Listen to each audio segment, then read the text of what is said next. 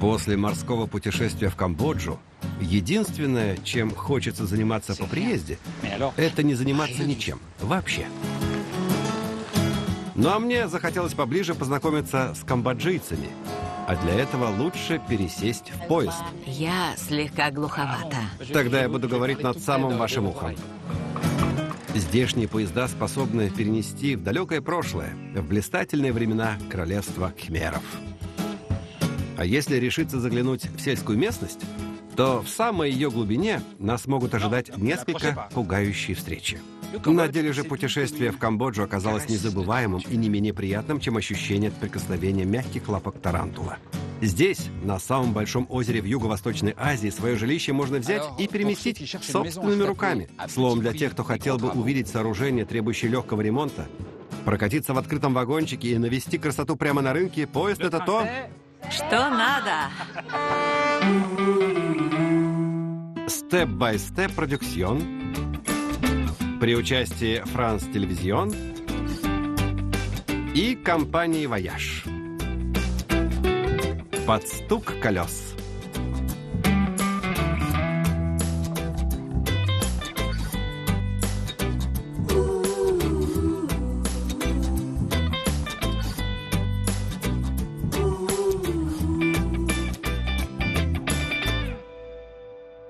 Первый камбоджийский поезд, в который я собираюсь сесть, следует на юг в Сиануквиль и отправляется в 6 утра. Вокзал еще только просыпается, и я очень быстро погружаюсь в его атмосферу. Привет, коровки! На перроне уже предостаточно пассажиров.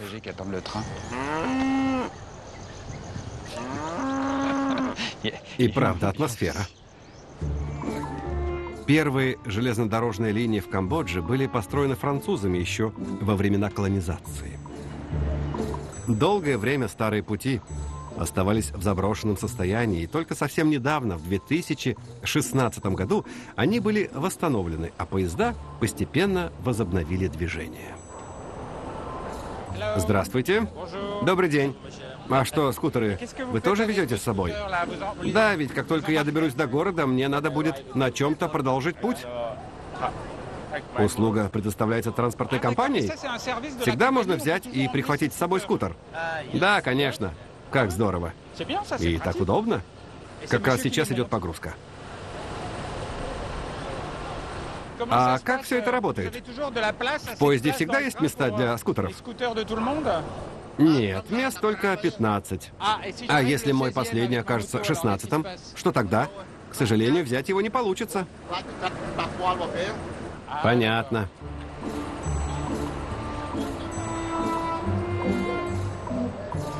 Видно, что рельсы расположены близко друг к другу. Расстояние между ними всего 1 метр. Такие пути называются метровой колеей. Она намного уже, чем во Франции. В то время французы строили железные дороги на территории Индокитая. И узкоколейка использовалась потому, что была дешевле, занимала меньше места, а пролегая по мостам, была даже удобнее, так как позволяла делать более крутые повороты. Ее единственным недостатком является то, что поезда идут не так быстро. Но в те времена это было несущественно. Так расстояние между рельсами не изменилось и до наших дней.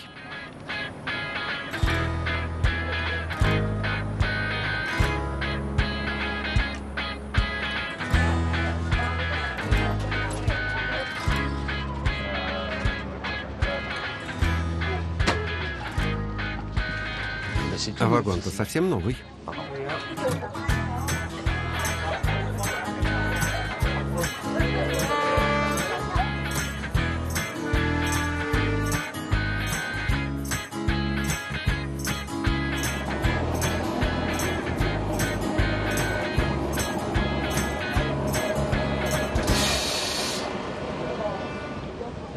Здравствуйте, можно сесть с вами?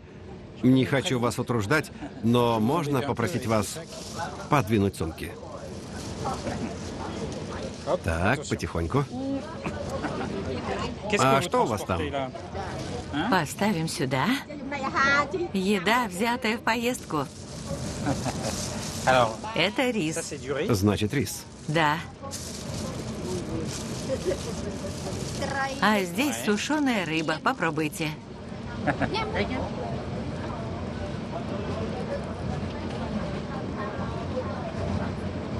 А что? Очень даже. Вы сами делали? Да. Мне нравится, вкусно. Единственное, что она очень и очень соленая. Да, соленая. Ну и сладкая тоже. Я такую очень люблю. Попробуйте вместе с рисом. Так вкуснее. Хорошо. Настоящая закуска по-камбоджийски. Если мы привыкли перекусывать сэндвичем с ветчиной, то здесь предпочитают сладко-соленую рыбу с рисом. Да, действительно вкусно. У вас нет с собой воды? Да еще и с соломинкой. Это так мило с вашей стороны. Спасибо вам большое. Спасибо.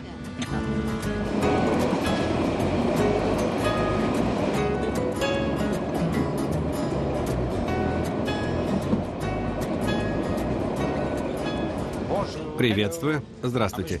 Не хотел вам помешать. Вместе вы выглядите просто очаровательно. Мы с моей невестой наслаждаемся путешествием. И как давно вы помолвлены? Уже 2 месяца. И почему после помолвки вы отправились в путешествие на поезде? Для нас это в новинку. Поезд идет медленно, а нам нравится никуда не спешить вместе с ним. Мы же кхмеры, и мы очень спокойные.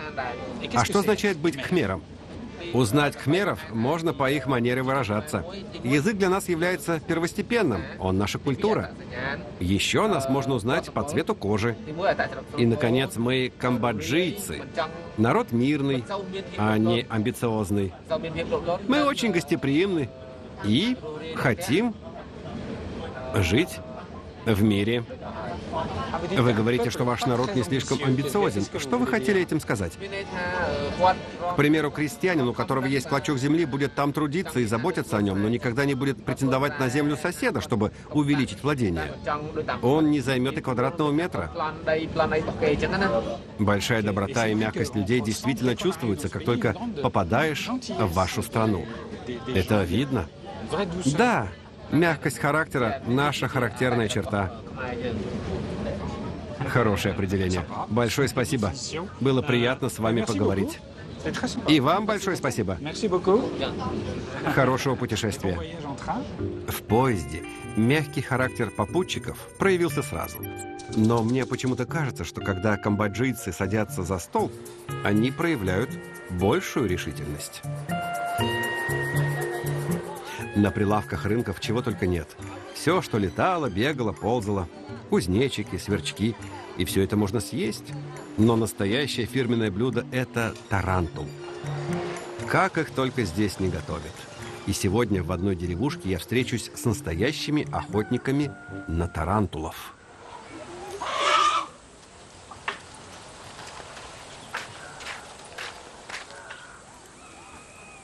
Мне сюда. Здесь и живет семья охотников.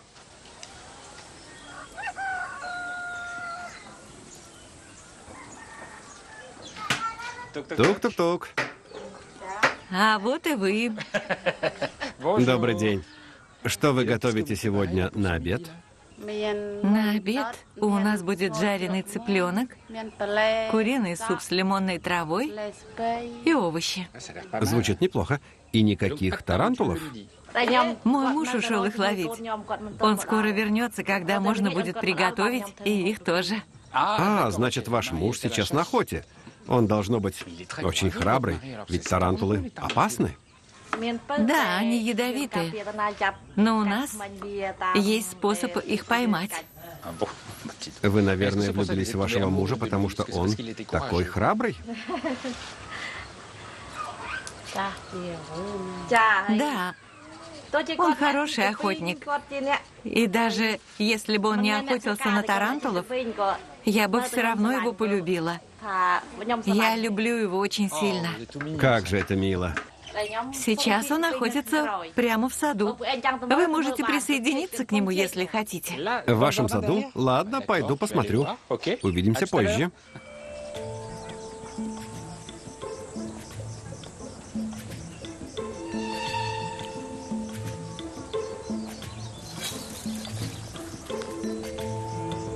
Мне как-то неспокойно. Я понятия не имею, откуда могут появиться тарантулы. Добрый день. Здравствуйте. Ищете пауков? Да, пытаюсь. А дети там тоже их ищут? Да, я попросил их мне помочь. То есть вы хотите сказать, что ваш сад просто кишит тарантулами? Да, здесь их предостаточно. Если бы мне сказали, что в моем саду полно тарантулов, я бы просто сбежал. Нет, это совсем не опасно. К тому же они прячутся в норах. Признаться, я совсем не был к такому готов. Издали кажется, будто вы в одних сандалиях отправились в сад, ну, скажем, за овощами. Вы абсолютно невозмутимы? Ну что вы? Какие тут могут быть овощи? Ну да, действительно. Что-нибудь отыскали? О да, это же настоящая нора. Вот только паутины вокруг не видно. На самом деле паутину они используют, чтобы укрепить нору вокруг. Так, как будто это тесто или цемент.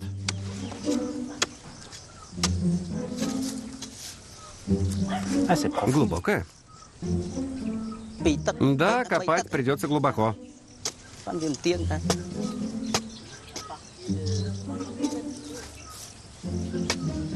Как бы он там его не раздавил.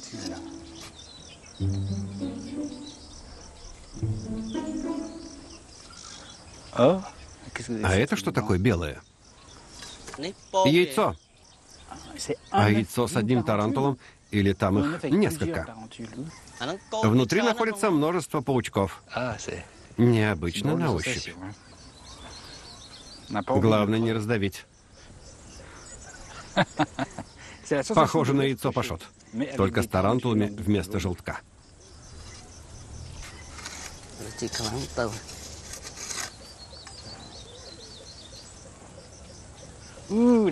А вот он и сам. Надо же.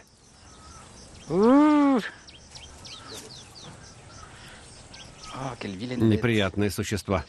Да уж. Мне хочется отойти как можно дальше. А он со спокойной улыбкой держит в руках такого ядовитого паука. Вы только посмотрите. Бояться нечего. Напасть на меня он точно не сможет.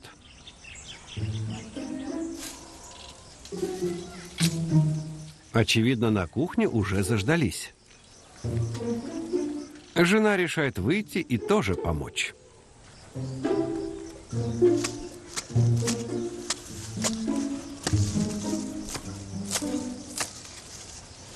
В вашей семье пауков ловят все. Вы настоящая семья охотников. Да, мы все принимаем участие. А потом идем их готовить. Но самое удивительное, это даже не тарантулы, а то, что здесь пауки то же самое, что и кроты у нас. И это совершенно обыденно. За исключением разве того, что кротов мы не едим. Видите его? Да, он там. И он с яйцом. И правда, вон его лапки. Мой способ ловли – подцепить яйцо палочкой и тащить наружу. Тарантул обязательно выползет следом. Он сделает все, чтобы защитить свое яйцо. Да, не отпускает. Удивительно храбрый тарантул.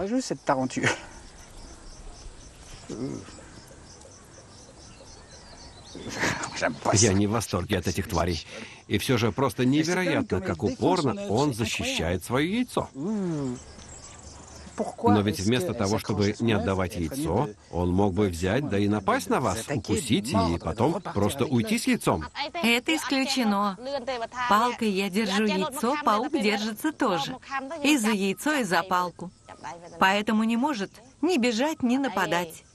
Мне легко схватить его и отломить зубы, когда тарантул будет совсем безобиден. Не надо так близко. Теперь его зубы хорошо заметны.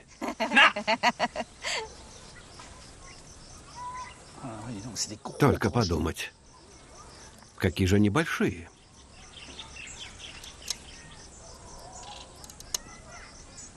Ну вот, Как только зубы сломаны, нам уже ничего не грозит. Теперь я могу спокойно с ним играть. Можете тоже взять его. Вот, держите. Я так и знал, что дойдет до этого. Вам ничего не угрожает. Вообще-то напоминает щекотку. Да, щекотку. Не так уж и противно. Как будто легкое поглаживание. У вас прекрасно получается. По правде говоря, это не так уж и неприятно. Как будто кто-то гладит вас по руке. Вполне подойдет для одиноких людей. К тому же, можно запросто победить свой страх перед пауками. Он спокойно сидит и почти не шевелится, и как только мы смогли взять его в руки, мы чувствуем себя намного сильнее. Вот так.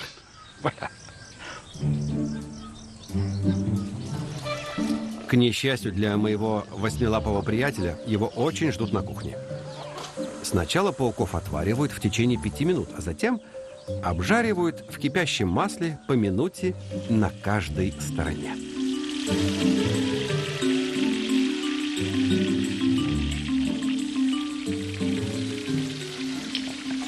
Вот они и готовы. Чувствую, настал ответственный момент. У них такие маленькие лапки. И как же это едят? Едят все. И лапки, и туловище. Мы ничего не выбрасываем. Это делается так. Начну с лапки. Не знаю, можно ли так. В ней тоже есть мясо. Я все правильно делаю? И все на меня посматривают. Да? Давайте же смелее. Там что-то колется. Как ни странно, но очень похоже на рыбу во фритюре. На мелкую уклейку, хорошо поджаренную и просоленную. Ведь чем-то напоминает рыбу. Да, у самого мяса вкус рыбы, а вкус панциря больше похож на краба. Теперь попробуй брюшко. Брюшко тарантула.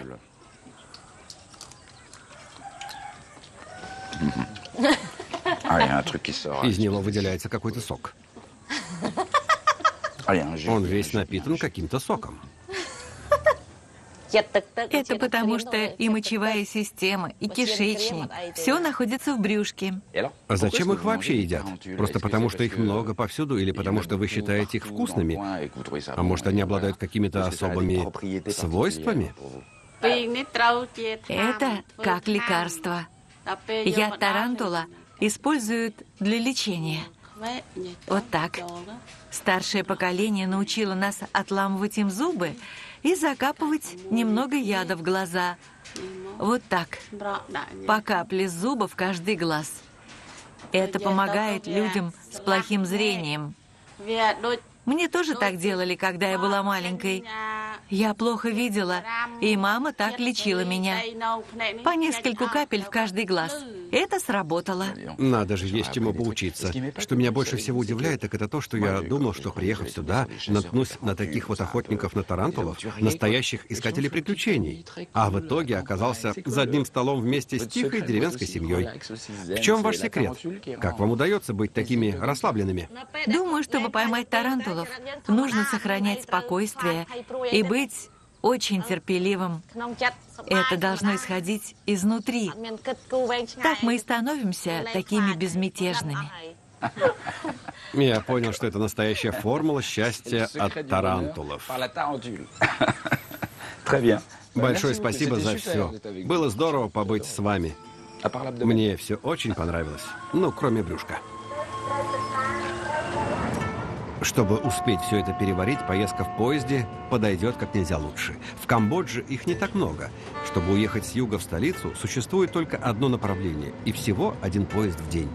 Только один, но зато вовремя. Поезд идет тихо, не более 50 км в час. Это, конечно, медленно, но зато чувствуешь себя в нем очень спокойно.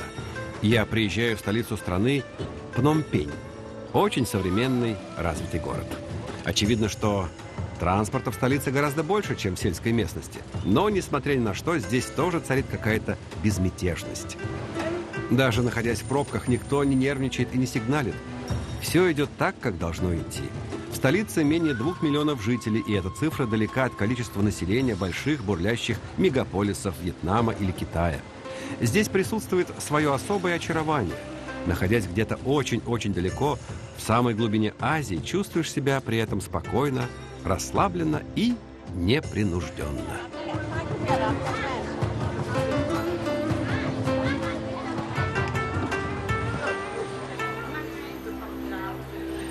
На этом рынке есть все, но самое занятное то, что приходят сюда не только за покупками, а еще и за тем, чтобы выкроить время на уход за собой, сделать маникюр или процедуры для лица.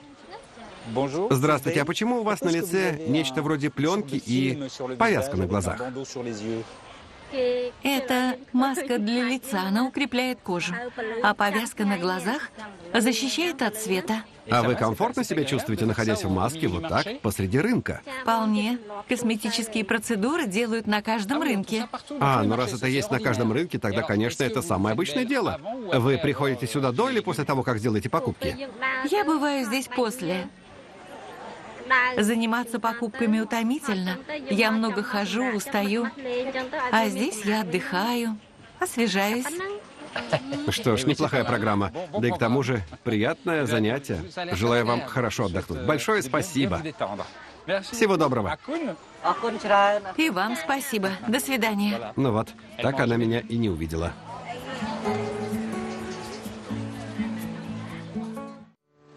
На следующее утро я снова отправляюсь на центральный вокзал в Пномпене. Я в столице, но чувствую себя так, будто нахожусь на маленькой сельской станции в разгар воскресного дня.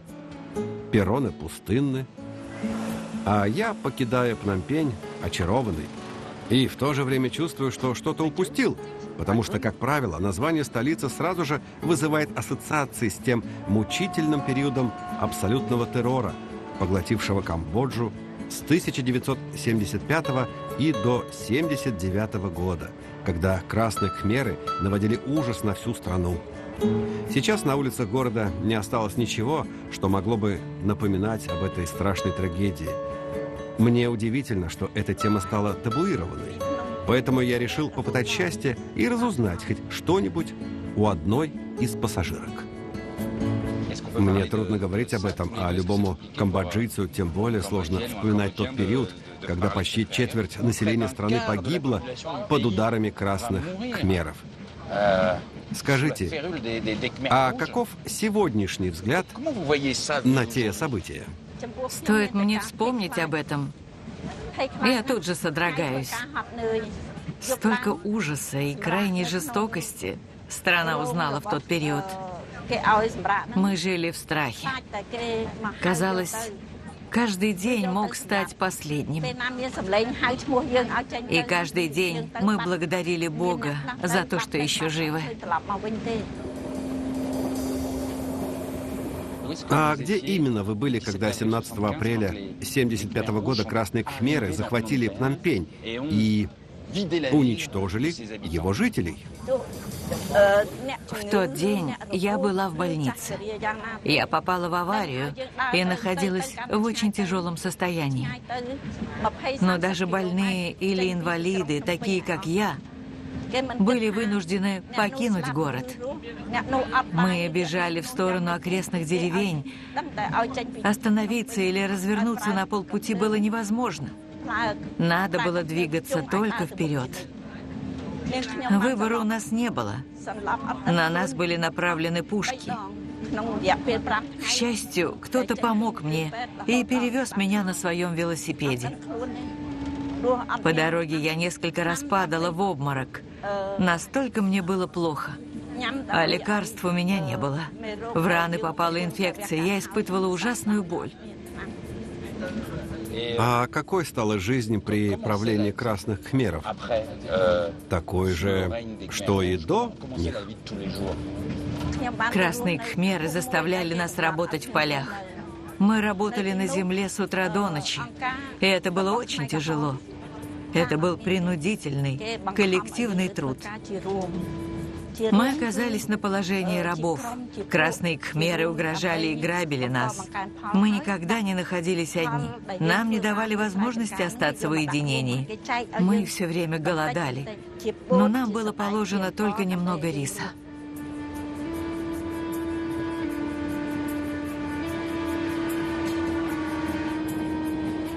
Когда одна часть населения запугивается, порабощается другой его частью, можно ли после такого жить вместе и в мире? Такое кажется невероятным. Камбоджийцы, жившие в это суровое время, научились быть терпимыми и прощать для того, чтобы выжить. Не все люди, работавшие на красных кхмеров, были чудовищами. Они должны были подчиняться приказам. Они убивали людей, чтобы не быть убитыми. Ответственность лежит не на них. Ответственность на тех, кто стоял у власти. И этого стало достаточно, чтобы простить. Я прощаю людей, которые не ведали, что творят. Тех крестьян, которые только выполняли приказы над ними стоящих.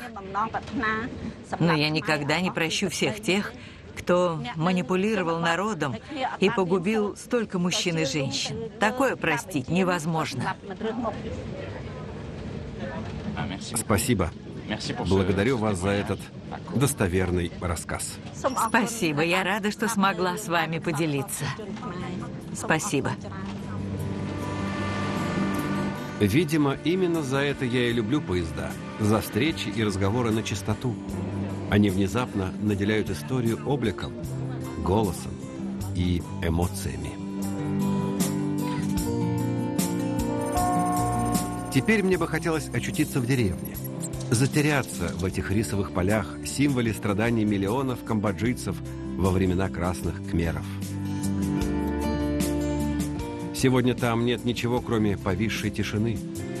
Все снова стало на свои места, оказалось вне времени.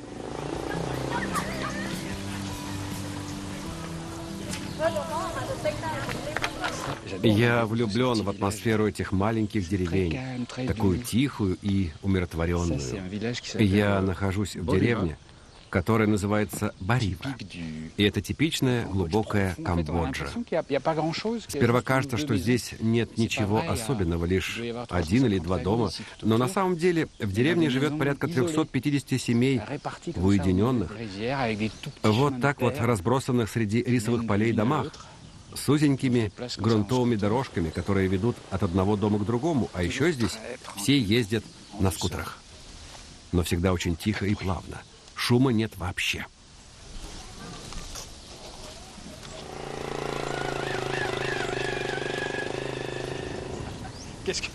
А это что такое? Похоже, везут свинью. Так и есть. Там просто огромная свинья. Стой, стой!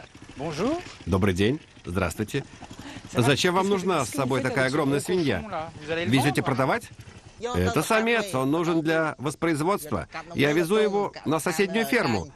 Он должен оплодотворить свиноматку. Вставай-ка! Да, действительно, самец. В этом нет никаких сомнений. Да еще какой! Он неплохо экипирован. А это его повседневная работа? Да, он делает это каждый день. Я вожу его по фермам, и он оплодотворяет самок. Значит, заниматься любовью — его работа. Не самое плохое занятие. Да уж, он-то точно доволен. Вообще, когда я сажаю его сюда, он уже знает, что едет заниматься любовью. Ведь он ваш?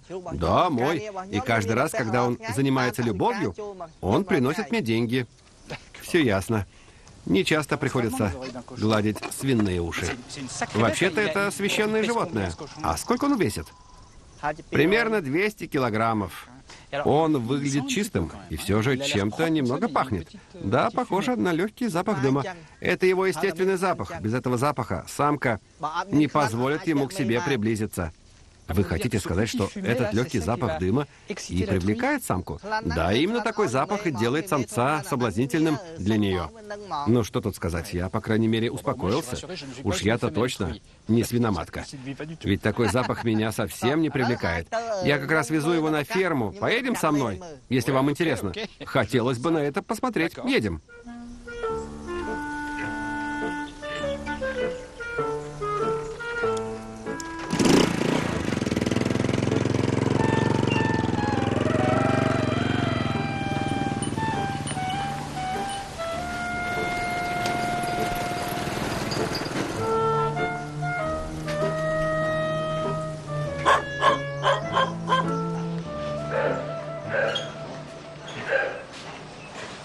Ну, как ты там? Хрюшка. По всему видно, он доволен. Просто-таки излучает радость.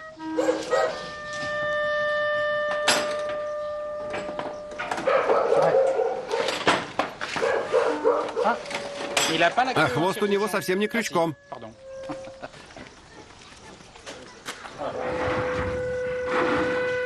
А вы даете им немного времени познакомиться перед тем, как все должно произойти? Они встретились впервые, поэтому слегка застенчивы. Что ж, не хватает чуточку нежности в конце. Не считаете? Надеюсь, что у вас будут красивые поросята. Большое спасибо. До свидания.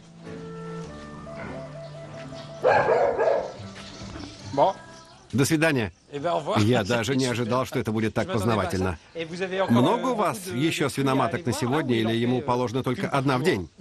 Если есть спрос, он может сделать это дважды в день. Значит, он настоящий профессионал. Спасибо вам.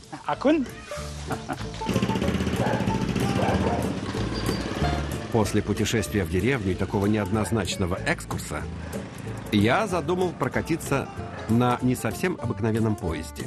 Здесь его называют бамбуковым. Считается, что поездка на нем приносит счастье.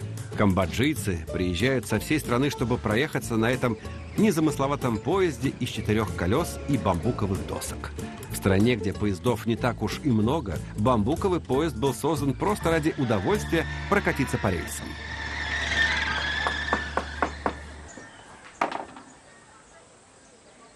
А здесь, видимо, мастерская. Здравствуйте. Добрый день. У вас тут повсюду вьетнамки? Целая сумка с ними. И здесь вот тоже. Скажите, а для чего они вам? Вьетнамок так много, потому что из них мы мастерим мягкие вставки, которые затем используем в вагончиках поезда. На деле это помогает избежать вибрации, а значит, приглушает шум поезда. Так лучше для туристов. То есть, получается, такой самодельный амортизатор. А какой размер подходит для этого лучше всего? 42-й? 43-й? Обычно мы берем вьетнамки с 40-го до 43-го размера. Вьетнамки очень мягкие. И к тому же легкие.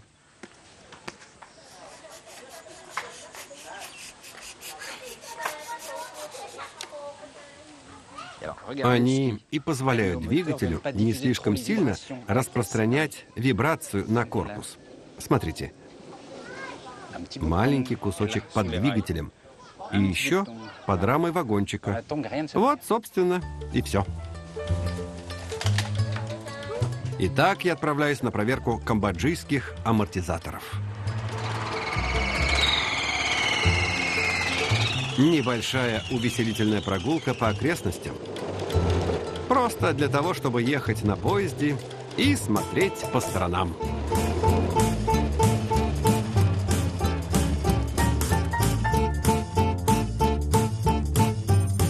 А чуть дальше, на востоке, находится Ангкор.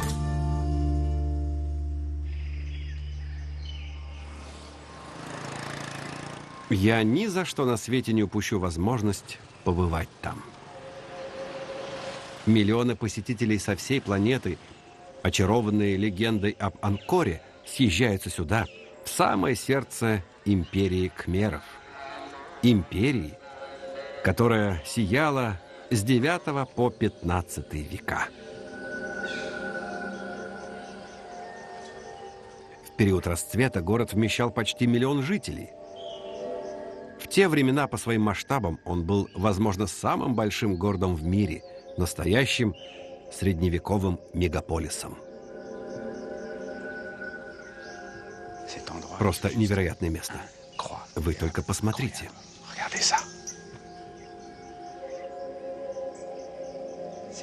Затерянный город, каким только можно себе его вообразить, на протяжении веков поглощался лесом.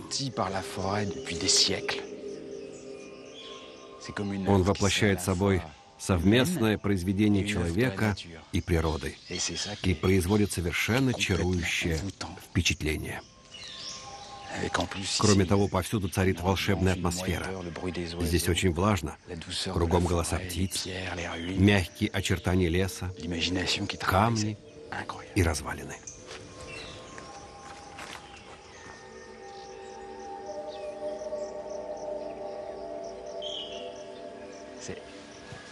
Зрелище просто завораживает.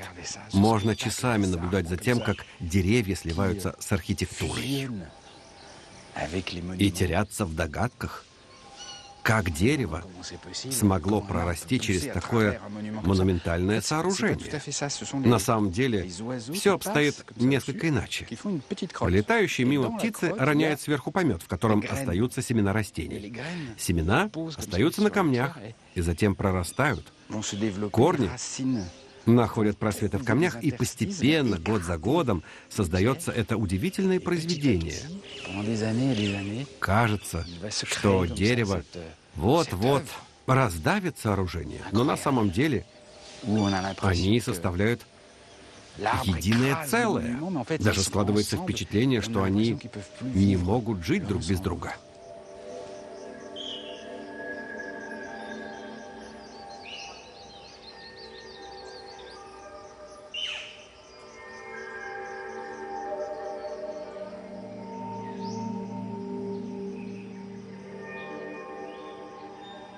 Настоящий лабиринт.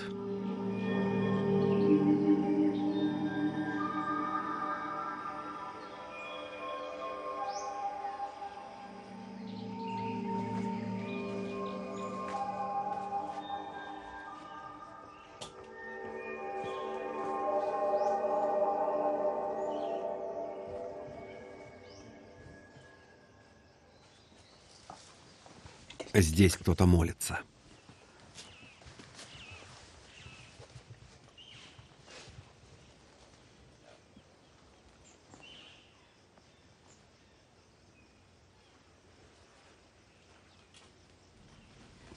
Здравствуйте. Можно с вами поговорить? Почему вы пришли молиться именно сюда, в этот маленький укромный уголок под развалинами, скрытый в глубине храма? Я очень часто прихожу сюда молиться. В буддийской религии рекомендуется найти для этого какое-нибудь умиротворенное место. Так можно обрести спокойствие. Именно в тишине и безмолвии удается достичь покоя. Здесь действительно прекрасно. Сюда не доносится шум, и мало кто бывает. Вот поэтому я и пришел молиться сюда. И правда, очень умиротворяющая атмосфера. Чувствуете ли вы здесь какие-то особые для вас вибрации? Разумеется, в Анкоре присутствуют только добрые духи. Лишь они могут жить в красивых местах, таких как это. Злые духи не делают ничего хорошего, и поэтому не могут жить по соседству с добрыми. Они находятся далеко и никак не могут добраться до этих мест. Вот почему здесь чувствуешь себя так хорошо и хочется остаться. Большое спасибо. Благодарю вас. Анкор — сказочное место. Но еще не конец путешествия, а кхмерский характер присутствует везде. И очень скоро я смогу убедиться в этом, сев в следующий поезд.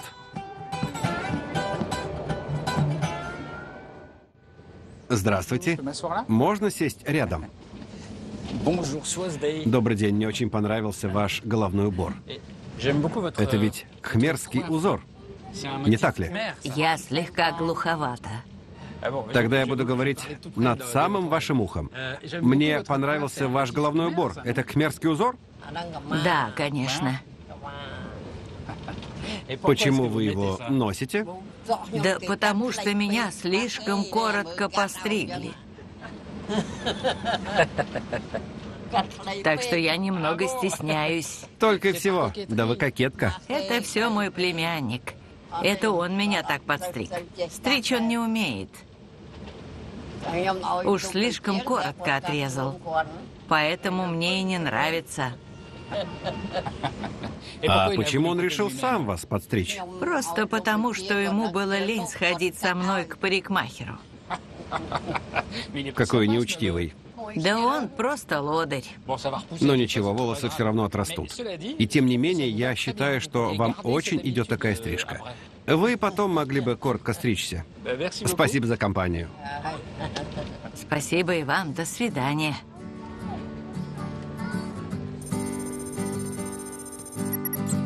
Я выйду из поезда недалеко от озера. Оно просто гигантское и по праву считается самым большим водоемом во всей Юго-Восточной Азии. Озеро Тонлесап. Здравствуйте.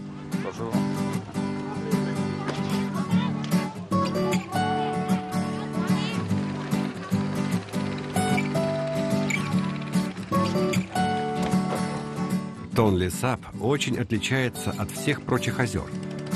На нем раскинулось целое поселение, точнее даже город. И это своеобразный, отдельно взятый мир.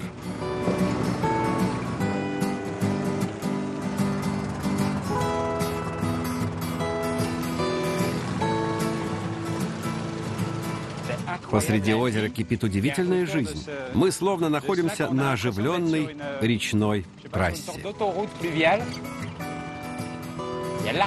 Здесь живет более 1 миллиона человек. Необыкновенное место. Глаза просто разбегаются. Везде что-то происходит.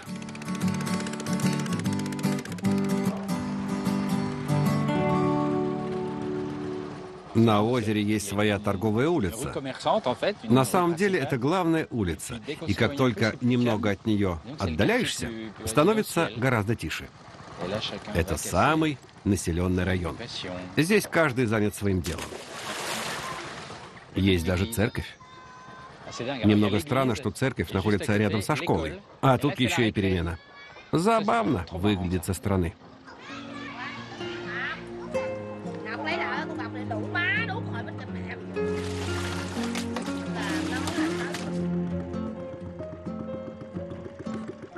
Настоящий город на воде.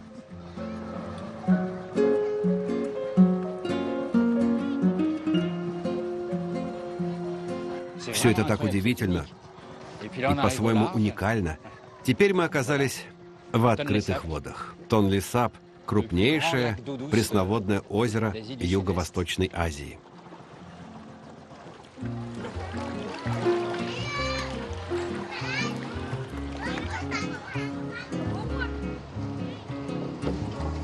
Проплываем мимо верфей.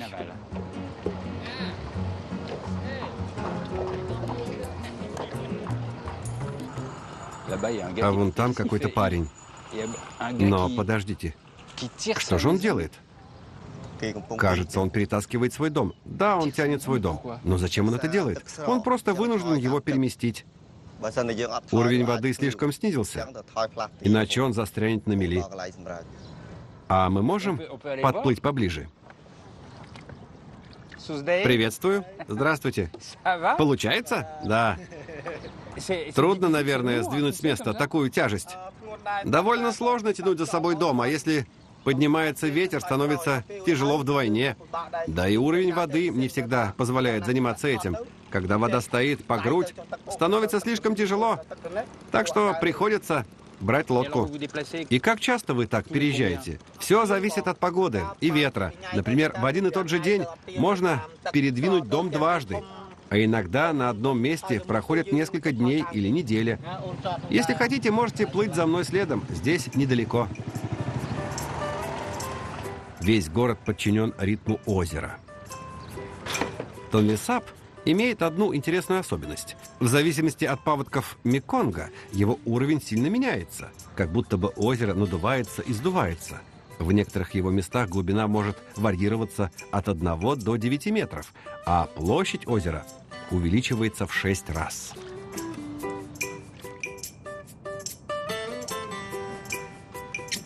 Сейчас я захожу в тот самый дом, а точнее поднимаюсь на его борт.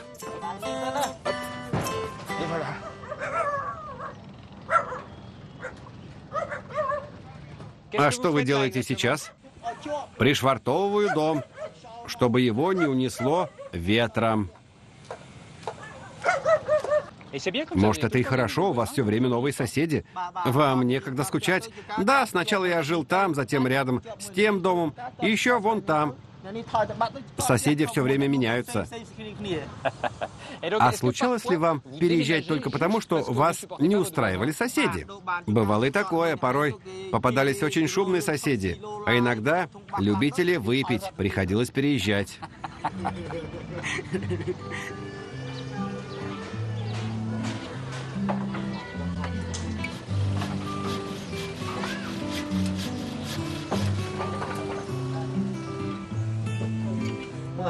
Заходи, добро пожаловать. Это моя мама. Располагайся, а я пока переоденусь. Да, конечно.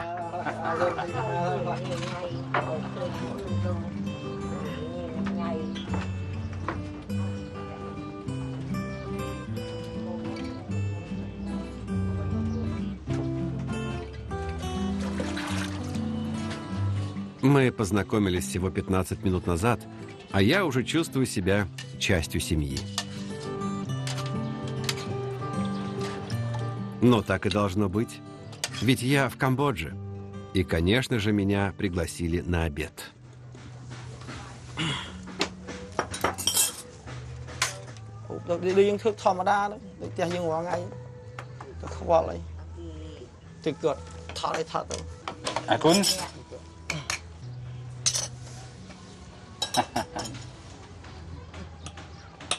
Приятного аппетита. Очень мило.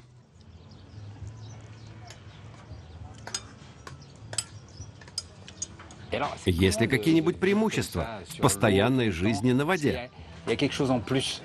Да, мы живем все вместе, как одна большая семья. Люди на озере очень помогают друг другу. Нас многое объединяет. Все мы и правда, как одна настоящая семья. А заботитесь ли вы как-то об озере, на котором живете? Оно для вас ценно?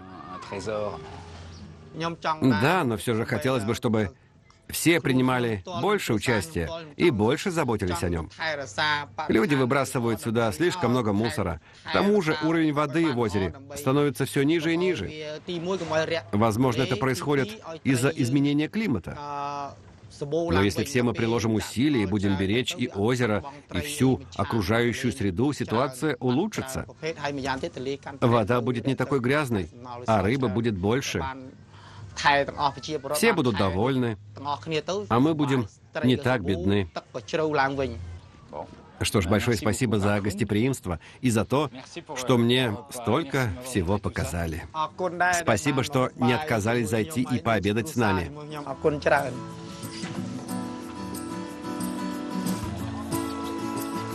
Нередко в Камбоджу отправляются с массой вопросов, которые так и кружатся в голове. Как страна, погрузившись в пучину страха и ужаса, насеянных красными кхмерами, всего каких-то 40 лет назад смогла воспрянуть и оправиться? И как камбоджийцы после всего случившегося каждый день продолжают жить вместе? Ну что ж, один из ответов, возможно, написан прямо на их лицах, на лицах исполненных человечности еще со времен Анкора. На этих будничных лицах, говорящих о необъятной тяге к самому простому миру, к миру между соседями, к миру со своими гостями. Камбоджийцы, несмотря ни на что, с твердой дисциплиной пытаются держаться за идею, которая кажется, несомненно, действенной. Они во всем доброжелательны, и это работает.